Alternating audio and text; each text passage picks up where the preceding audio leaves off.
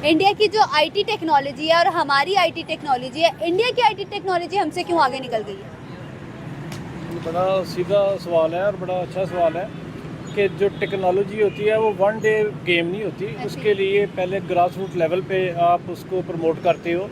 India जो है वो हमसे एजुकेशन में काफ़ी आगे है। ये बड़ी अच्छी बात कही आप। पाकिस्तान तो क्या पूरी दुनिया में आईटी में हिंदुस्तान पहले नंबर पर है। किसी की तारीफ जो हो उसको करनी चाहिए। माना कि मैं उसका नाम लेना पसंद नहीं करता हूं, लेकिन अगर आईटी की बात की जाए तो इंफॉर्मेशन टेक्नोलॉजी में हिंदुस्तान का नाम सफ़े अव्वल में है।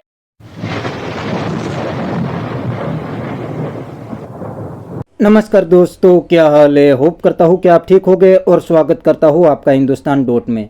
दोस्तों, अब पाकिस्तानी पब्लिक भी इंडिया का लोहा मान गई है और कहते हैं कि इंडिया अब टेक्नोलॉजी में किंग बन गया है, क्योंकि इंडिया ने पहले दिन से अपने एजुकेशन और टेक्नोलॉजी पे फोकस किया। इसीलिए तो आज इंडियन दुनिया की सभी बड़ी कंपनी को लीड करते हैं। इतना ही नहीं, अब इंडिया मैन्युफैक्चरिंग हब भी बन गया है। इंडिया हर सेक्टर में अब मैन्युफैक्चरिंग करने लगा है और इंडिया का एक्सपोर्ट भी हर साल बढ़ रहा है और दूसरी साइड पाकिस्तान हर साल कंगाल बनता जा रहा है। तो दोस्तों, वीडियो में आगे देखते हैं इस बात पे पाकिस्तानी पब्लिक के रिएक्शन। अगर आप नहीं हैं तो पहले चैनल को सब्सक्राइब कर लीजिए और वीडियो को अंत तक देखें। इंडिया की जो आईटी टेक्नोलॉजी है और हमारी आईटी टेक्नोलॉजी है, इंडिया की आईटी टेक्नोलॉजी हमसे क्यों आगे निकल गई है? बड़ा सीधा सवाल है और बड़ा अच्छा सवाल है कि जो टेक्नोलॉजी होती है वो वन डे गेम नहीं होती। उसके लिए पहले ग्रास रूट लेवल पे आप उसको प्रमोट करते हो। इंडिया जो है वो हमसे एजुकेशन में काफ़ी आगे है। हम सवाए अफ़गानिस्तान के इस पूरे खित्ते में एजुकेशन वाइज पाकिस्तान पीछे है। श्रीलंका 98% एजुकेशन रेट है। बांग्लादेश एजुकेशन में हमसे आगे है। इंडिया की जो है ना एक रियासत, मेरे ख्याल बंगलौर है, वो वहाँ पर वो जो आईटी से अर्निंग करते हैं वो पाकिस्तान की पूरी नेशनल इकॉनमी से ज़्यादा उनकी एक स्टेट कमा रही है।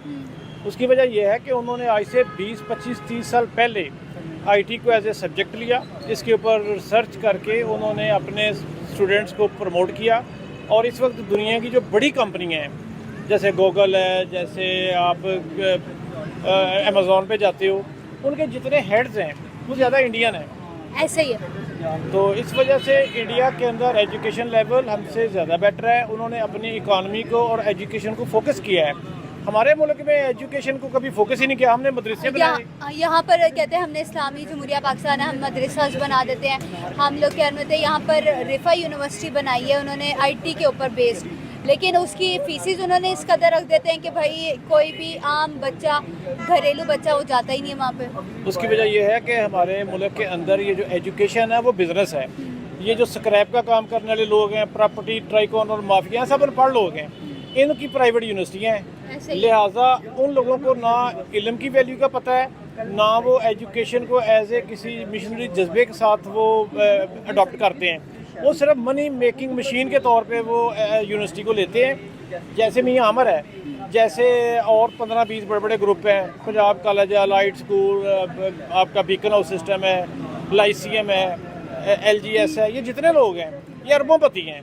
कभी आप सोचें कि ये जो बीकन हाउस है, इन्होंने 3% पे इंटरनेशनल फंड से लोन लिया और वो फंड कुछ इन्होंने एजुकेशन में लगाया, बाकी बैंकों को दे दिया 20% पे।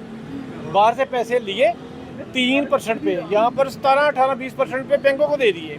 लिहाजा ये बड़े ड्रैकोनियन लोग हैं, जालिम लोग हैं। और पाकिस्तान में जो गरीब और मिडिल क्लास है, अब वो तो पढ़ ही नहीं सकता। गरीब का बच्चा अगर पढ़ता है, उसको डिग्री मिल भी जाए तो उसने डिग्री परचेज करनी है। ऐसे ही है। और डिग्री जब परचेज करके मार्केट में जाएगा, उसकी जॉब ही कोई नहीं है। और जॉब क्या ऑफर करते हैं? 35,000, 40,000, 25, 30, 40,000 वो एजुकेशन में लगा रहा था महीने में। अब ये देखें कि उनकी महीने अगर ईयरली डिग्री देखें तो 30-35 लाख की तो वैसी डिग्री बन जाती है। अब जो प्राइवेट मेडिकल कॉलेजेस हैं या प्राइवेट सेक्टर में, लाहौर के अंदर 12-13 महल कॉलेजेस हैं जो कि मेडिकल की वो एजुकेशन दे रहे हैं, वो 80 से 90 लाख की डिग्री बेच रहे हैं। पहले 15-20 थी, फिर 30-40 हुआ, अब 80 से 90 लाख। जैसे ये शहीद हॉस्पिटल है, जैसे ये डेंटल केयर मेडिकल हॉस्पिटल, ये हरबंसपुर है। ये लोग बदमाशी कर रहे हैं और बदमाशी इसलिए कर रहे हैं कि पाकिस्तान में गवर्नमेंट नाम की चीज़ कोई नहीं है।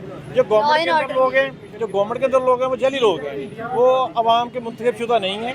वो एक मखसूस एजेंडे के तहत उनको गवर्नमेंट दी गई हुई है और वो सिर्फ गवर्नमेंट को एक मनी मेकिंग मशीन के तौर पे लेते हैं। यहाँ पर अगर देखें कि यहाँ पर सिर्फ 1 से 2 ऐसी कंपनीज है आईटी की जो इसके ऊपर काम हो रहा है, जैसे सिस्टम लिमिटेड हो गई और नेशनल हो गया, इंटरनेशनल सॉफ्टवेयर हाउस हो गया। ये 2 कंपनीज ऐसी हैं जो इंटरनेशनल और नेशनल बेस पे काम कर रही हैं। अगर हम इंडिया में अगर अब बात करें तो इंडिया में एक से अलावा बहुत ज़्यादा है। पाकिस्तान में आईटी इंडस्ट्रीज़ को ऊपर काम हमें करना चाहिए। अगर और मज़ीद अगर हमारे अंदर आईटी इंडस्ट्री बनती है तो क्या हमें रोज़गार फराहम होगा कि नहीं होगा, और हमारे जो बच्चे हैं जो रुल रहे हैं वो किस तरीके से देखें। डेफिनेटली जी, आपका बहुत अच्छा ये पॉइंट है। और इसमें असल सूरत ये है कि पाकिस्तान नहीं, पूरी दुनिया का जो इस वक्त सबसे बड़ा एक मूविंग टुवर्ड्स फ्यूचर सेटअप है या मूविंग टुवर्ड फ्यूचर, अगर कोई चीज़ आपके लिए एक एज ए टूल बन सकती है तो आपकी एजुकेशन और आईटी एजुकेशन है। लेकिन अनफॉर्चुनेटली हमारे मुल्क में परवेज़ मुशर्रफ के दौर में हायर एजुकेशन कमीशन बना था, जिसका डॉक्टर अताउर रहमान इन्होंने हेड लगाया था, ठीक है। उसको फ़र्क कर दिया क्योंकि पढ़ा लिखा बंदा हमें चाहिए नहीं। परवेज़ हूद भाई वो बहुत बड़े स्कॉलर हैं, उसको हमने निकाल बाहर किया, वो काज़ी यूनिवर्सिटी में प्रोफेसर हैं, ठीक है। हमारे मुल्क में तो सारा दिन यही मसाइल रहते हैं ना कि वो खा गया, वो करप्ट है, और भाई ये तो बिजनेस है इनका, करप्शन तो वो समझते ही नहीं इसको। हमारे जो एलीट क्लास है, जो हुक्मरान क्लास है, ये गरीबों का मसला है कि वो करप्ट है, मैं करप्ट हूँ। ये उनकी पाकिस्तान जो है शिकार का है। फ़ौज की छतरी, अदलिया की छतरी के नीचे ये सारे करप्ट लोग मुतहद हैं और इनकी कोई सियासी पार्टी नहीं, इनका कोई मज़हब नहीं, इनका सिर्फ एक ही मज़हब है कि यहाँ से पैसा लूट के बाहर लेके जाना है और अपनी 10 नस्लों का फ्यूचर सेव करना है। और ये जो 21 करोड़ जिंदा लाशें फिर रही हैं ना, इंक्लूडिंग माई सेल्फ एंड आपका इस मुल्क में ना कोई फ्यूचर है ना मेरा कोई फ्यूचर है। हम डेली वेजर हैं, कोई 1000 कमा लेगा, कोई 10,000 कमा लेगा, अदरवाइज आप सब फारग हैं। हम सब फारिग हैं। कोई सर, यूथ का, पाकिस्तान दुनिया का बहुत बदकिस्मत मुल्क है कि यहाँ से 40% यूथ जो है वो बाहर जा चुकी है और जाना चाह रही है। सर देखिए, अगर हम लोग देखते हैं कि यहाँ पर जो क्या नाम होते हैं, अगर मौका मिले आपको इंडिया की तरफ मूव ऑन करने का या इंडिया को एक्सप्लोर करने का, तो क्या आप जाएंगे? इंडिया में जाके देखेंगे उस चीज़ को? जाना चाहिए हमें। अच्छा, ठीक है। तो दोस्तों, यह था पाकिस्तानी पब्लिक का रिएक्शन। और आपने वीडियो में देखा ने, पाकिस्तानी भी कहते हैं कि टेक्नोलॉजी में तो अब पाकिस्तान की कंपैरिजन इंडिया के साथ नहीं हो सकती। इंडिया हर सेक्टर में पाकिस्तान से बहुत आगे निकल गया है। और इसका रीज़न भी पाकिस्तानी ने बता दिया कि आज़ादी के बाद इंडिया और पाकिस्तान ने अलग अलग सेक्टर में बहुत मेहनत की। इंडिया ने एजुकेशन और टेक्नोलॉजी पे ज़्यादा फोकस किया और दूसरी साइड पाकिस्तान ने रिकॉर्ड ब्रेकिंग मदरसे खोले। तो आज दोनों कंट्री को अपना रिजल्ट भी मिल गया है। आज दुनिया की सभी बड़ी कंपनी को इंडियन लीड करते हैं और दूसरी साइड पाकिस्तानी को कोई अच्छी जॉब भी नहीं देते। इतना ही नहीं, आज इंडिया हर सेक्टर में मैन्युफैक्चरिंग करने लगा है और पूरी दुनिया में एक्सपोर्ट भी कर रहा है। और इंडिया का एक्सपोर्ट भी हर साल तेज़ी से ग्रो कर रहा है और दूसरी साइड पाकिस्तान का एक्सपोर्ट तो हर साल नीचे गिर रहा है। इतना ही नहीं, अब तो इंडिया मैन्युफैक्चरिंग हब भी बन गया है। आज दुनिया की हर बड़ी कंपनी अपना मैन्युफैक्चरिंग प्लांट इंडिया में लगा रही है और पूरी दुनिया में एक्सपोर्ट भी कर रही है। और दूसरी साइड पाकिस्तान में तो जो कंपनी अपना मैन्युफैक्चरिंग करती थी वो भी अब भागने लगी है। तो बस दोस्तों, आज के वीडियो में इतना ही। ये था पाकिस्तानी पब्लिक का रिएक्शन। अगर आपको ये वीडियो पसंद आया है तो वीडियो को लाइक शेयर कर दीजिए और चैनल को सब्सक्राइब करना मत भूलिए। थैंक यू, मिलते हैं नेक्स्ट वीडियो में।